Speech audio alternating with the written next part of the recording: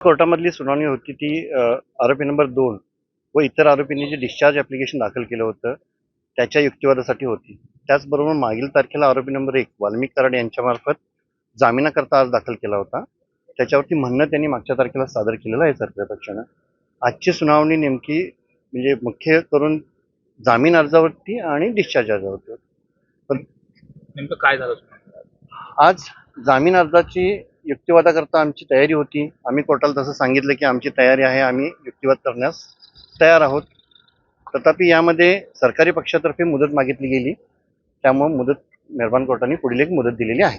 संपत्ती जप्तीच्या संदर्भातला अर्ज होता. संपत्ती जप्तीचा अर्ज सरकारी पक्षातर्फे दाखल केलेला आणि आरोपी वाल्मिक कराड यांच्या वतीनं आम्ही जी गोठवलेली खाती आहेत बँकेची ती त्याच्यावरती निर्बंध आहेत ते उठवण्याकरता एक अर्ज दिलेला होता.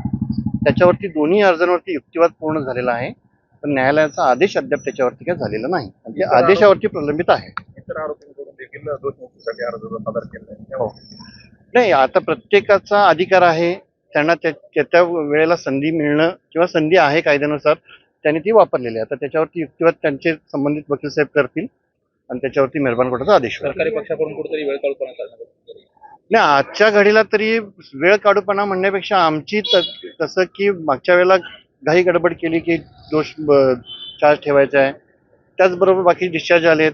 युक्तिवादाला तर आमची तयारी आहे. जामीन अर्जावरती त्यावेळेला म्हणणं मांडलं, आमची आजच्या तारखेला नेमली होती, युक्तिवादासाठी आमची तयारी होती.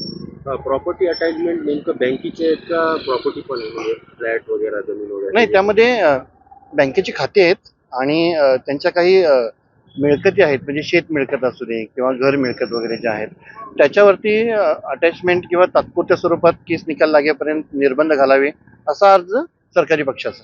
त्यांच्या पूर्वनियोजित काही कार्य भरवल्यामुळे आदरणीय निकम साहेब येऊ शकलेले नाही. त्यामुळे मी कोर्टाला अशी विनंती केली की आम्हाला पुढची तारीख द्यावी. शिवाय आम्ही आज फरार आरोपी कृष्ण आंधळे याच्या हद्दीपर्यंत आम्हाला वॉरंट दिल्यावर नवीन 72 प्रमाणे तोही अर्ज आम्ही आज कोर्टात दाखल केलेला आहे. आणि अगोदरचे जे अर्ज आहेत, चाटेचा जो दोषमुक्तीचा अर्ज आहे त्याच्यावर सन्माननीय न्यायालयाने फिर्यादीचं म्हणणं मागवलेलं आहे. ते आज काय फिर्यादीचं म्हणणं आलेलं नव्हतं, त्यामुळेही आजची तारीख वाढलेली आहे. पुढची तारीख न्यायालयाने 18 तारीख देण्यात आलेली आहे. आरोपी वाल्मिक कराडच्या अजून त्याच्यावर आज तागायत माझ्या माहितीप्रमाणे ऑर्डर आलेली नाही.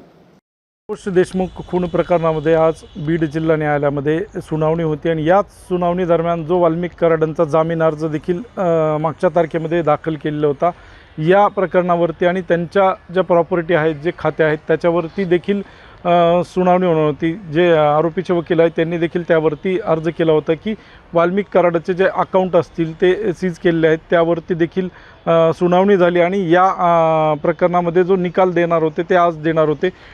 सरकारी पक्षाचे वकील जे आहेत उज्ज्वल निकम हे आज उपस्थित नसल्यामुळे सरकारी पक्षाकडनं पुढील तारीख वाढवून घेण्यात आली आहे आणि 18 तारखेला आता जे वाल्मिक कराडाचा जामीन अर्ज आहे त्यावरती सुनावणी होईल आणि इतर जे आरोपी आहेत त्यांचा दोषमुक्तीचा देखील अर्ज होता त्यावर देखील आता 18 तारखेला सुनावणी होईल. महाराष्ट्र ऑनलाईनसाठी दीपक जाधव, बीड.